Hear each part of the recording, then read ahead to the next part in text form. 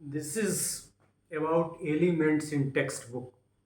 So important elements in textbook are mentioned as design, aesthetics and consistency. मतलब उसका जो design develop होगा वो एक तो ब्यूटिफिकेशन, उसमें सुंदर दिखना उसका ज़रूरी है, एस्थेटिक वैल्यू उसमें होना चाहिए, और कंसिस्टेंसी मतलब एक जगह चीज़ों को एक तरह से और दूसरी जगह चीज़ों को दूसरी तरह से डाले, ऐसा नहीं।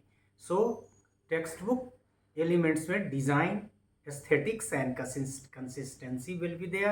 Learning standards will be maintained. Consistent design elements, और कंसिस्टेंसी कहीं भी करता है, कोई भी टेक्स्ट यदि आप डेवलप करते हैं तो उसकी जो एक रूपता है वो बनी रहे। जैसे पहले चैप्टर का जो डिज़ाइन है, लिखने का तरीका है, यदि आप इंट्रोडक्शन से स्टार्ट करते हैं या फिर लास्ट में देते हैं की एलिमेंट्स या की प्रिंसिपल्स या की कंसेप्ट्स, तो सब में दीजिए, इसी की तरफ इशारा है। सो consistent design elements, activities and exercises. Obvious है कि जो भी काम आप करते हैं, बच्चे को यदि आपको लर्निंग एक्सपीरियंसेस प्रोवाइड कराना है तो किताबों में, टेक्स्ट बुक में एक्टिविटीज़ एंड एक्सरसाइज डालना पड़ेगा।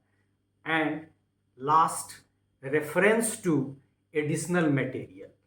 मतलब आप इसके कई सारे हेड होते हैं, लिख सकते हैं फर्दर रीडिंग करके, बहुत जगह देखिएगा बहुत सारे टेक्स्ट में, या खास के इग्नू वगैरह का, या सजेस्टेड रीडिंग वगैरह करके और भी चीज़ों को उसमें डालने की बात कर रहा है, ताकि जो व्यक्ति उस तथ्य के बारे में ज़्यादा से ज़्यादा और जानना चाहे वो उसको सर्च करे। So the elements in the text book are mentioned as design, aesthetics and consistency, learning standards, consistent design elements, activities and exercises, and reference to additional material।